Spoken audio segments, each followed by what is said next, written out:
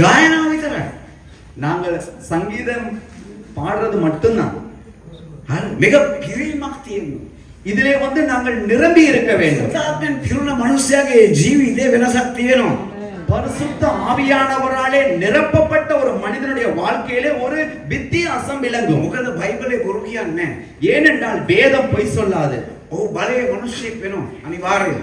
அவன் ஒரு வல்லமை உள்ள மனிதனாகுவான் நிச்சயமாகவே. ඔහු තුල බලවත් දෙයක් සිද්ධ වෙනවා.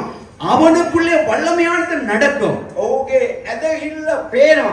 அவனுடைய விசுவாசம் வெளியே தென்படும். දෙවියන් වහන්සේට ක්‍රියා කිරීම පේනවා. தேவன் செயல்படுவது அங்கே வெளிப்படும். දෙවියන් වහන්සේ ඔහු තුලින් ක්‍රියා කරන එක පේනවා.